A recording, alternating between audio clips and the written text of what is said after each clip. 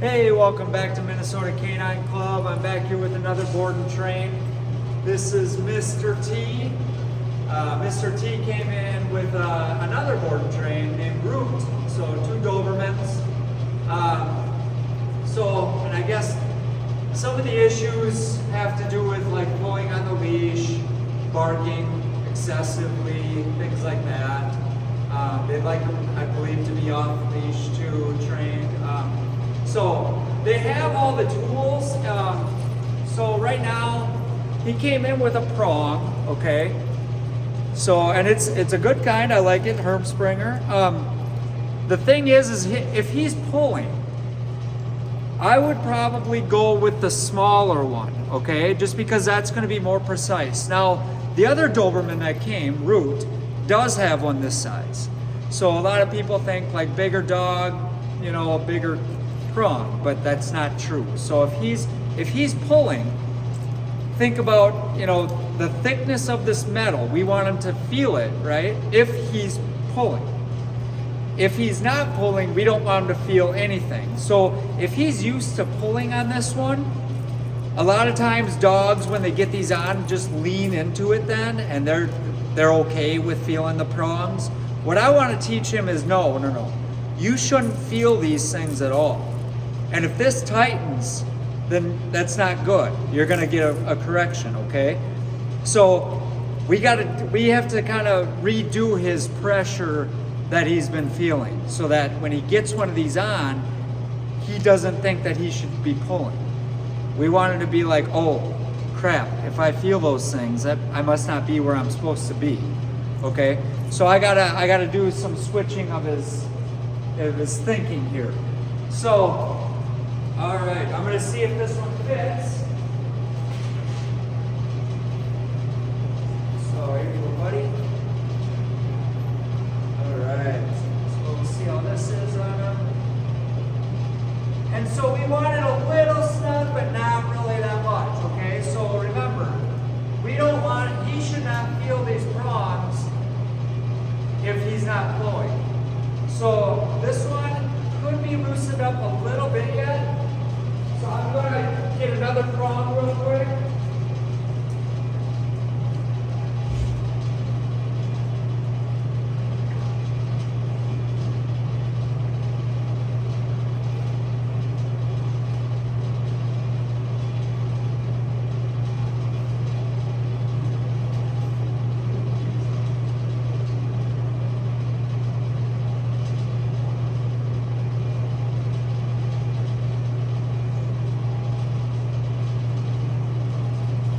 Sorry about that. All right, so I'm just going to take that one back off and put on another link. So that's the thing. You can always just add links or take links out to resize these things. So let's see.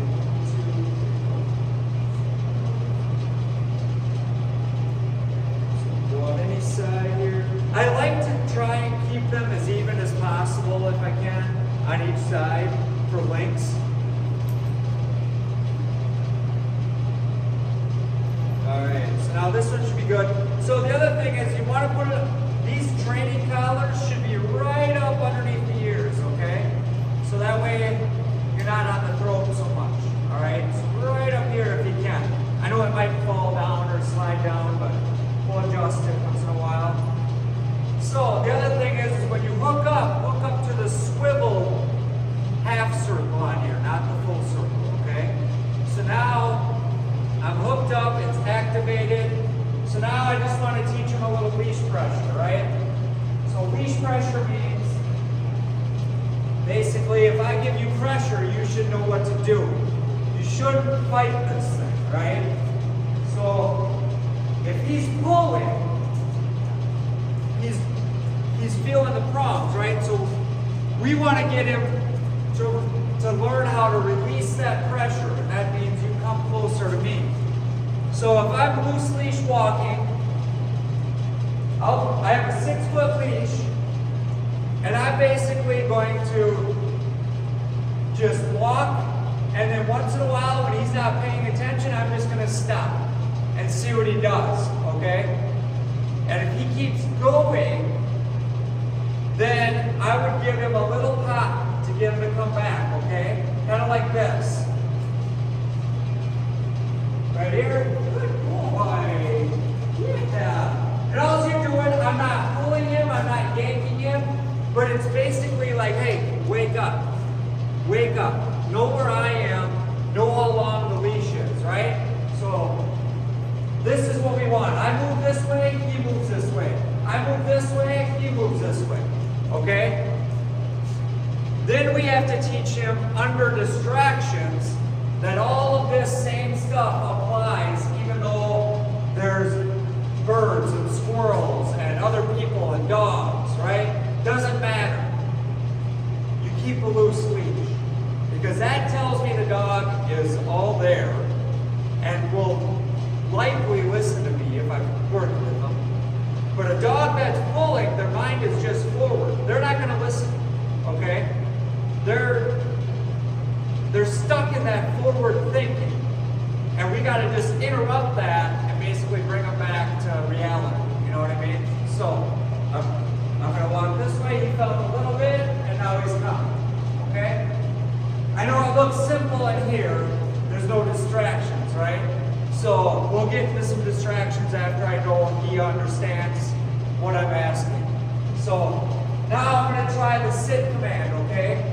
So I know he might know sit if I say sit, but I want him to learn, like, by pressure, what to do if he feels that, okay? So right here, I'm going to give him pressure up, and I might say sit too at the same time. So sit, so he's not sitting, still not. Good. Good boy. Great.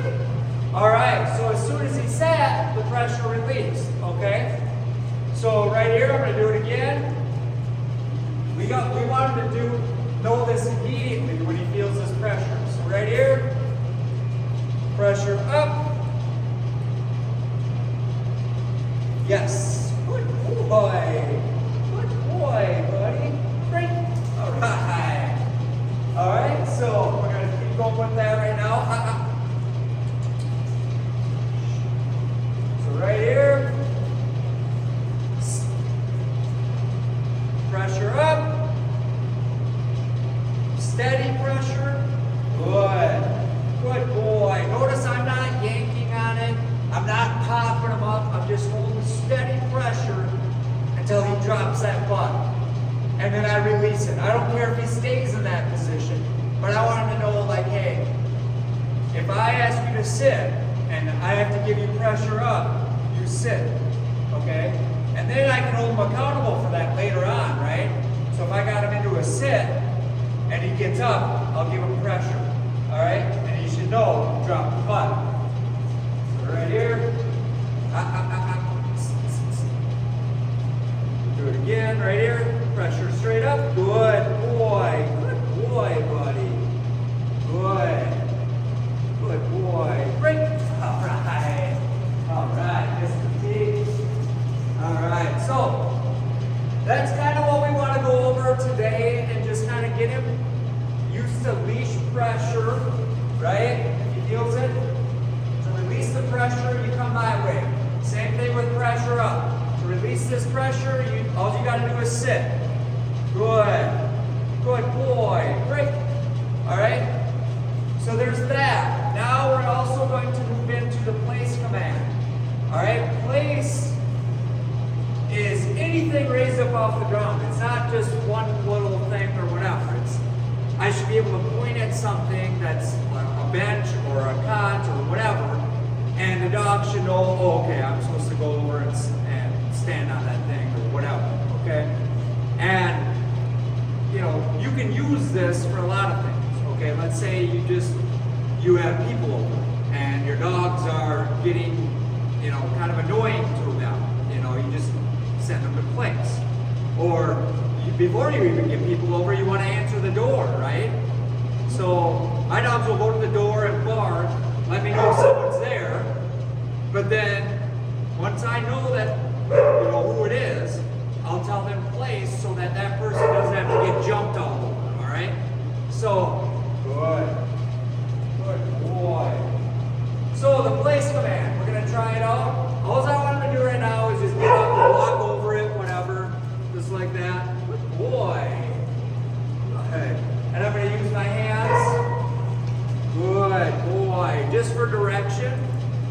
Because I don't attach a command to things right away. I wait until they almost know it, and then the command comes. Good. Now that he's comfortable going up there, I'm going to just hold him on there, okay? So right here, Mr. T. Up. Good. Shh. Good boy. And we're going to teach him that I can move around, but you stay put.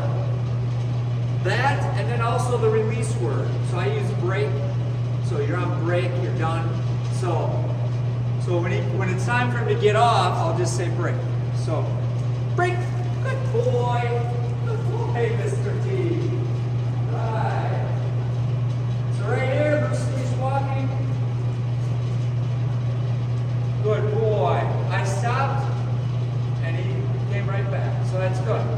That's all we want. Okay? So we're going to do the place again.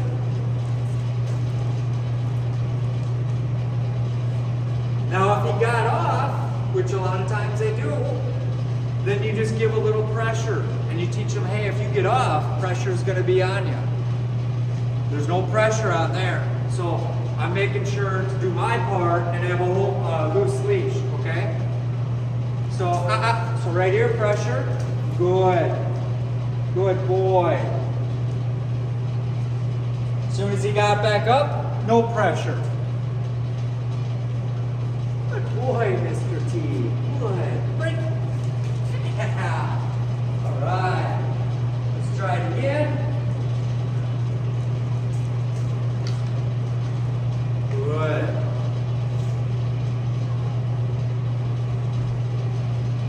Now, if I accidentally gave him pressure and he got off, that's my fault, right? So I got to make sure that he's not feeling any pressure while he's on there. And it doesn't matter if he's standing, sitting, laying down, or whatever. Okay? Place is place. Okay? Good boy. Yeah. Good boy. Great. All right. All right. So, going to that sit again.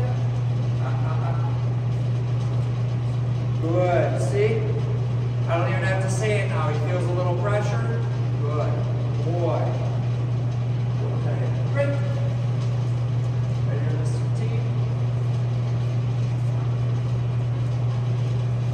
Try again. Little pressure up. Good boy, buddy. Nice. Okay, great. Good boy. Shh. Now we're just going to see where he's at. If he understands.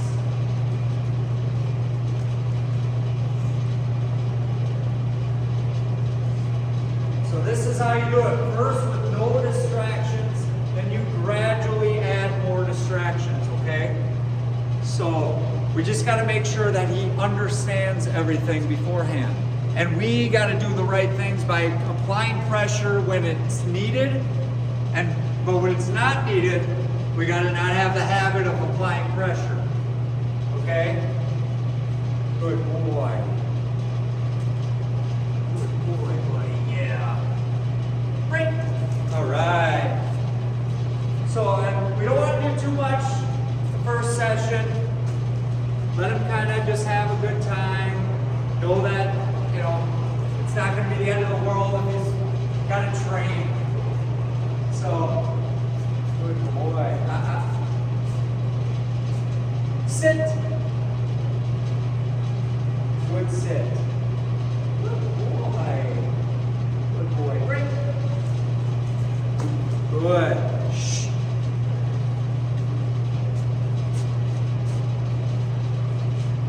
So all of this, even if you don't use it practically, like even if you don't use this stuff, it's good for just relationship building, okay?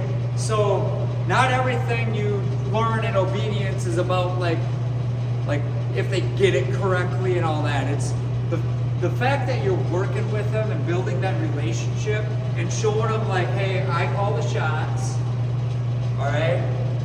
You do it, kind of what I say, right? Good.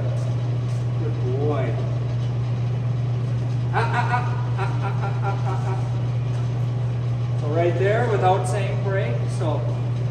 I gotta be careful about when I apply pressure.